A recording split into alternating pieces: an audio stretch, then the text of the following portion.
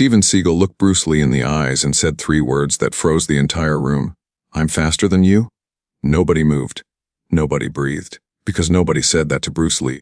Not world champions. Not seasoned fighters. Not men who had spent decades mastering their craft and had the scars to prove it. But Seagal said it. Calmly. Directly. Like a man who had already done the math and was simply reporting the answer. Bruce Lee didn't flinch. Didn't smile. Didn't look around the room for reaction. He looked straight at Seagal and said 2 words. "Show me." What happened in the next 5 seconds would follow Steven Seagal for the rest of his life. It would change how he trained, how he thought, and how he saw himself. And it would pull from his mouth 2 words that people who knew him said he almost never used. "I'm sorry. Where are you watching from right now?" Drop it in the comments. I want to see who's here for this one. Now, before we go any further, I need you to understand something. This story has twists that most people have never heard. There are things about both men, about what happened before, during, and long after those 5 seconds, that history quietly buried. And by the time we reach the end, I think you'll agree that the most powerful moment in this entire story isn't the 5 seconds itself. It's what came after. Because this isn't really a story about martial arts. It's about what happens when the version of yourself you've spent years building, the one you've defended in every room, staked your identity on, meets something it simply cannot answer. Stay with me. It gets deeper from here. To understand why Steven Seagal would say something like that to Bruce Lee in a room full of people who knew exactly what they were witnessing, you first have to understand the world Seagal had built around himself.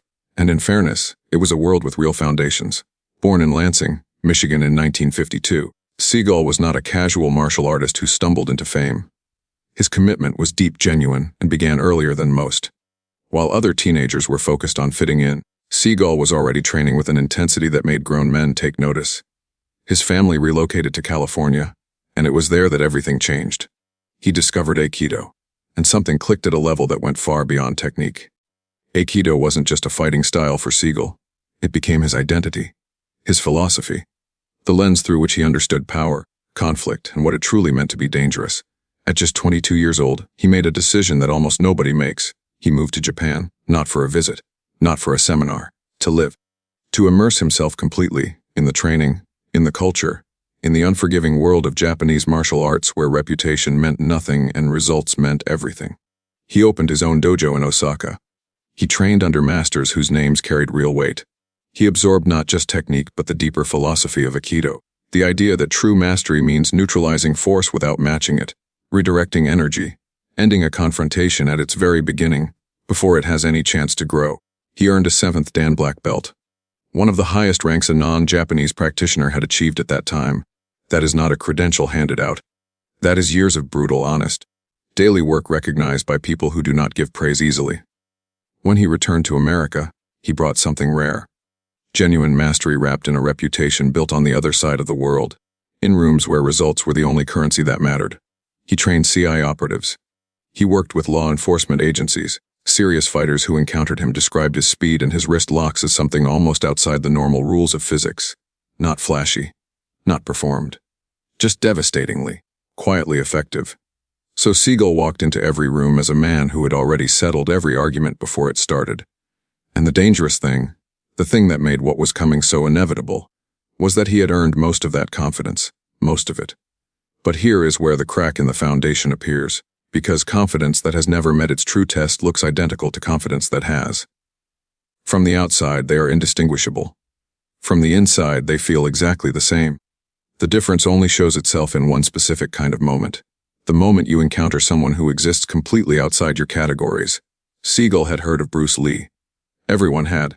But in Seagal's mind, and he would later quietly admit this to people close to him, he had already categorized Lee, movies, demonstrations, public performances. Exceptional in his lane, certainly.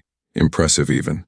But not the same world as a man whose mastery had been forged in Japan, under real masters, in an art that had zero interest in looking impressive for a camera. He had made the mistake that brilliant, accomplished people make more often than anyone admits. He confused what he could see with what was actually there. And the gap between those two things was about to introduce itself. Comment below. Do you think Seagal was justified in his confidence? Or was he already walking towards something he couldn't see coming? Before we get to the confrontation, I need you to understand something about Bruce Lee that even his most devoted fans often get wrong. Bruce Lee was not a movie star who learned martial arts. He was a martial artist who reluctantly became a movie star. That distinction sounds small. It is not. It changes everything about how you read what is coming. Born in San Francisco in 1940 and raised in Hong Kong, Lee began training in Wing Chun at 13 years old under the legendary Ip Man. But what separated Bruce Lee from every other student Ip Man ever taught wasn't raw physical talent. Though he had that in abundance, it was the way his mind worked. Lee did not accept techniques. He interrogated them. He asked why. He pushed back.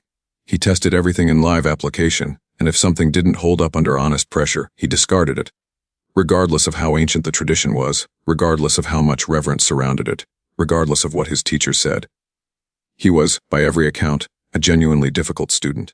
The kind that makes teachers uncomfortable because the questions never stop.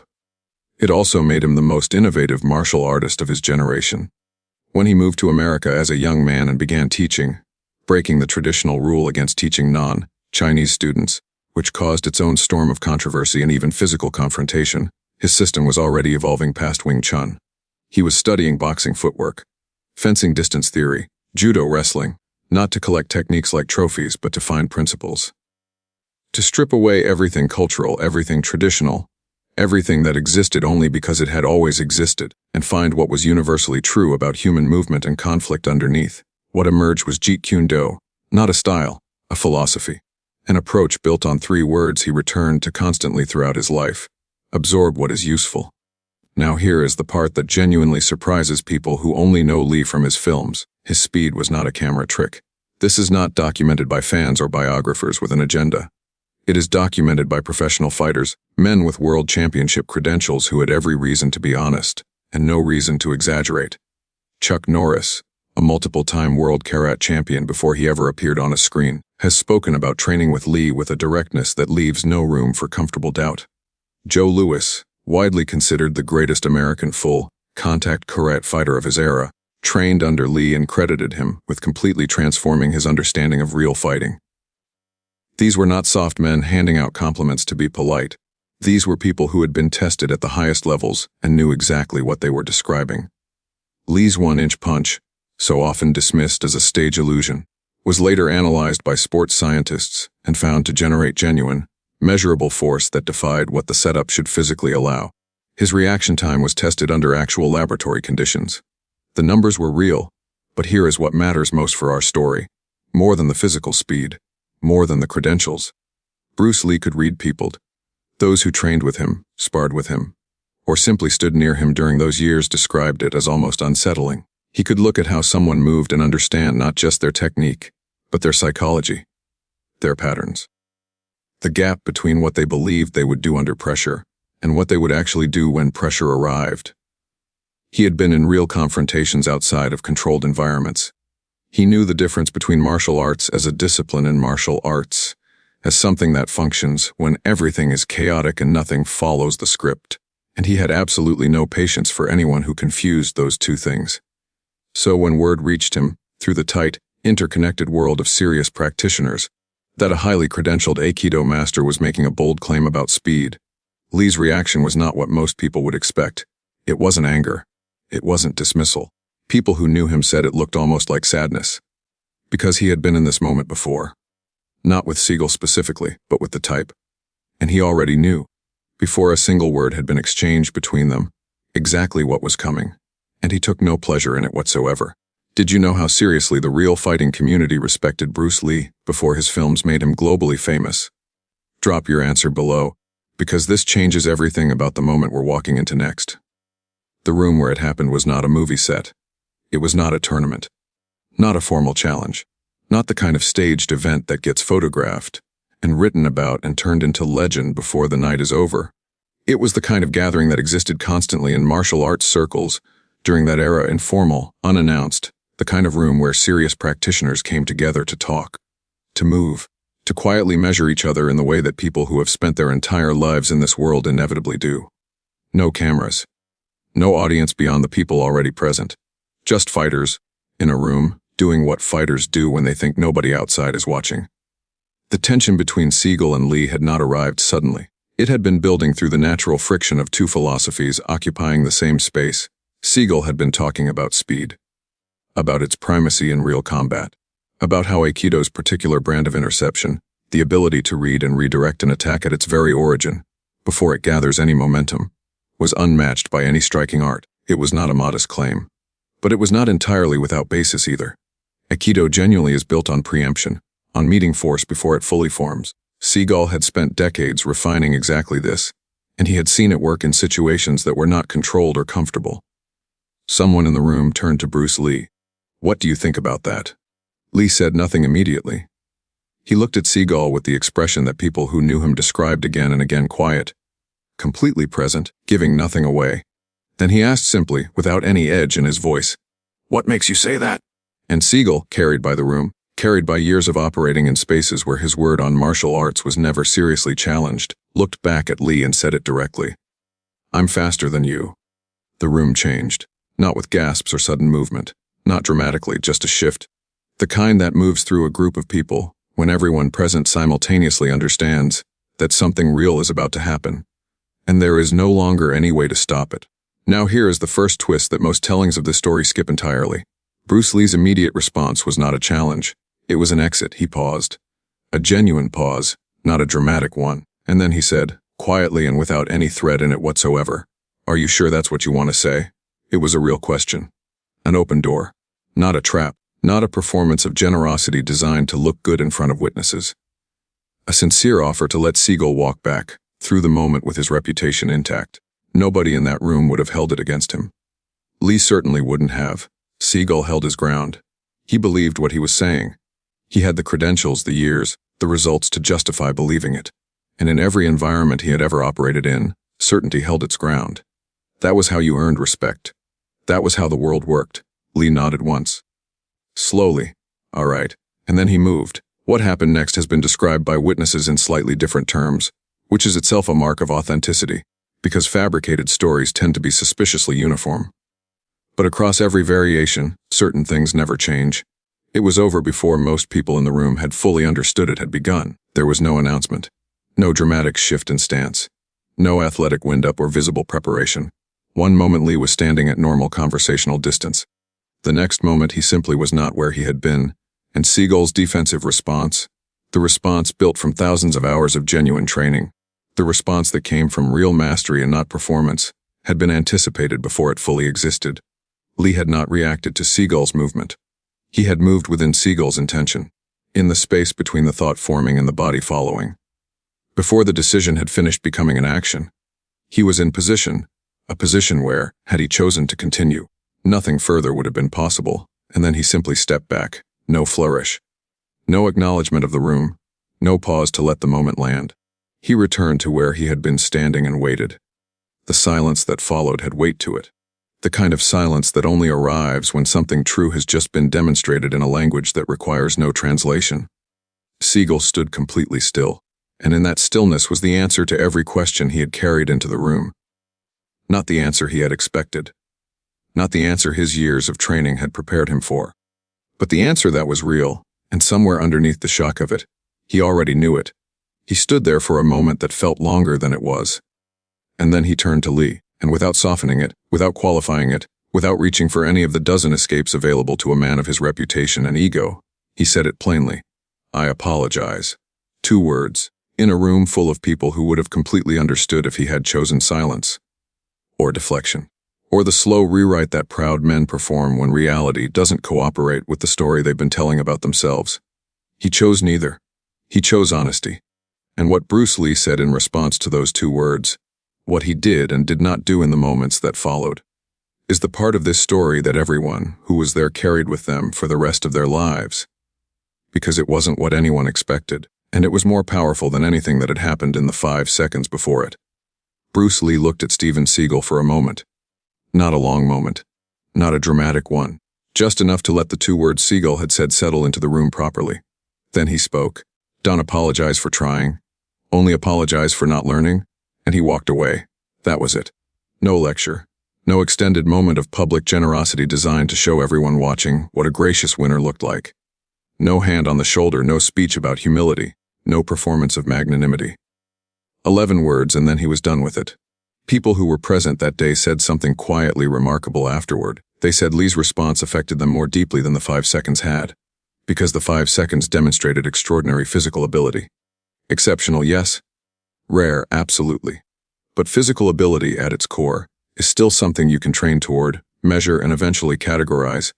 What Lee did afterward was harder to develop and far rarer to find. He gave Seagal his dignity back, completely, without making a production of it, without requiring Seagal to perform gratitude or humiliation in front of witnesses.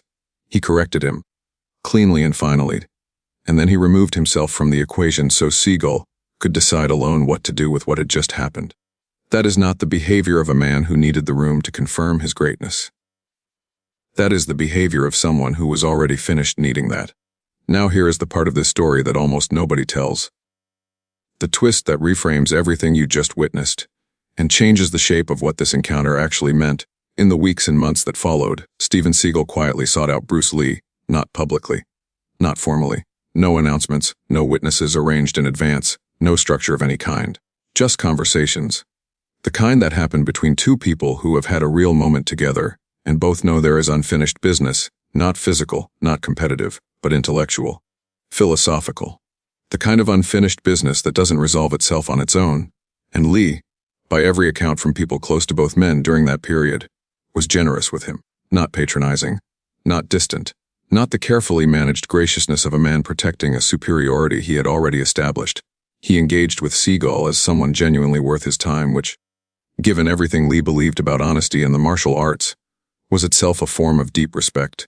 They talked more about philosophy than technique, about what martial arts was actually for when you stripped away the tradition and the ego and the performance of it, about the difference between a system that works and a system that feels like it works, and how terrifyingly easy it is to spend an entire lifetime inside the second one, while completely believing you are in the first. Lee said something during one of those conversations that Seagal carried forward. It surfaced years later in things Seagal said publicly, though he never directly credited the source, which itself tells you something about him, though perhaps that judgment belongs to you rather than me. Lee said, roughly, "A style is a wall you build around yourself. Walls keep out the wind, but you need the wind to know what's real." Seagal absorbed this. His training shifted in the period that followed. Not dramatically. He never abandoned Aikido, and he never would. But the questions he brought to training changed. Instead of asking, "How do I perfect this?" he began asking, "What does this miss?" That is a fundamentally different question. It is the question of someone who has been genuinely opened up rather than simply corrected. And then Bruce Lee died. July 1973. 32 years old. When Seagal heard the news, people around him said he went quiet for a long time. Then he went to train. No public statement. No interview. No tribute designed for an audience. Just the dojo and the work. And whatever he carried inside himself about those months, kept private, the way things that actually matter to a person usually are. Because some lessons are too real to perform, and some teachers deserve more than words. Here is the deepest twist in this entire story. And I mean that genuinely. Not as a dramatic device, not as a way to keep you watching, but as something that reframes everything we have discussed from the very beginning. Bruce Lee never believed speed was the most important quality in a fight. Let that sit for a moment. Because the entire confrontation, the claim that started it, the 5 seconds that ended it, the silence that followed, was built on a foundation that Lee himself considered fundamentally flawed. Seagal challenged him on the basis of speed. Lee demonstrated that Seagal was wrong. But what Lee was actually demonstrating was not that he was faster. It was that speed, the way Seagal understood and measured and staked his identity on it, was the wrong framework entirely. Lee wrote about this obsessively. In his personal notebooks, later compiled and published after his death, he returned to this idea again and again with the kind of focus that tells you it wasn't just a philosophical position. It was something he had tested, proven, and built his entire approach around. He described pure speed as a seductive trap, a metric that felt meaningful because it was measurable, because you could train it, because you could feel yourself getting faster and point to that feeling as evidence of progress. But speed without accuracy is just moving fast in the wrong direction. Speed without economy of motion is effort that exhausts itself before it arrives. Speed without reading your opponent is noise impressive, perhaps, but ultimately answering a question nobody asked. What Lee had developed through years of relentless, honest refinement was something he described as simultaneous awareness and action. The ability to perceive the very beginning of a movement. Not the movement itself, but the intention behind it, the moment before the body follows the mind, and respond within that space. Not after the attack started. Not even as it started. Within the moment it was becoming a thought. Now understand what this means, because it is easy to read past it. This is not faster reflexes. Faster reflexes still operate on the same timeline. Stimulus arrives, body responds just more quickly. What Lee was describing is a different relationship with time and attention altogether. It is the ability to be so completely present, so entirely without distraction or assumption or the noise of your own ego, that you perceive things before they fully exist. He had trained himself to that level of presence. And from that presence, what looked to everyone watching like supernatural speed emerged as a natural consequence, not the cause, but the result. Lee's hands did not move faster than Seagal's hands. Lee had already finished by the time Seagal started. That is what happened in those 5 seconds. That is what Seagal was standing inside when the room went quiet. Not a defeat of his speed by greater speed. A demonstration that he had been measuring the wrong thing his entire career, and that the right thing was something his years of mastery had never directly addressed. Now here is why this matters far beyond any dojo or any confrontation between two extraordinary men in a room decades ago. Because Lee always insisted, in everything he wrote and taught and lived, that his philosophy was about living, not just fighting. That the principles he had found in martial arts were the same principles that governed every form of human conflict, every creative endeavor, every relationship, every moment where one person encounters another, and something real is decided between them. Think about your own life for a moment. Think about the times you have been focused on being faster, stronger, louder, more prepared, more credentialed, working on the metric you could measure and improve and point to, while the situation you were navigating was operating from a level of awareness you had not even considered. How many arguments have you lost not because your point was wrong, but because you were arguing when you should have been listening? How many opportunities moved past you while you were moving fast in a direction that felt right but wasn't? How many rooms have you walked into absolutely certain, the way Seagal was certain, carrying confidence that was real and earned and genuinely justified, but built around a measurement that didn't actually capture what the moment required? Seagal's mistake was not that he was slow. His mistake was that he had spent years perfecting an answer to a question that was not the most important question. And in 5 seconds, without a single word, Bruce Lee showed him what the most important question actually was. This is what genuine teachers do. Not the ones with the loudest reputations or the most impressive walls of credentials. The ones who can find the exact crack in your understanding, the specific, precise place where your certainty stops being an asset and starts being a blindfold, and let the light through exactly there. Lee was that kind of teacher. Seagal, in that moment, was finally that kind of student. And the lesson he received, the real one, underneath the speed and the 5 seconds and the apology, was simply this: presence is not a technique. It cannot be trained the way a wrist lock is trained or a stance is refined. It is not a skill you add to your existing system. It is what remains when you have stripped away everything you are performing, everything you are protecting, everything you are carrying into the room that has nothing to do with what the room actually requires. Bruce Lee had it completely. And for one brief, genuine, irreversible moment, standing still in a quiet room with 2 words just spoken and 11 words just received, Steven Seagal touched it too. Type PRSNC in the comments if this part of the story landed differently for you. Because I think it is the real heart of everything we have been building toward. And I think you already knew that before I said it. Let me bring it all the way home. We started with 5 seconds, a claim, a demonstration, a silence. 2 words spoken by a man who almost never spoke them.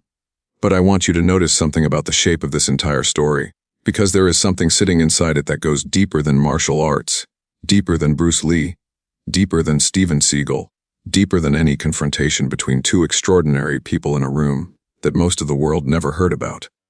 This story is about what it costs to be certain, and what it gives you, what it genuinely, permanently gives you, when that certainty breaks the right way, in front of the right person, at the right moment. Seagal walked into that room carrying everything he had built.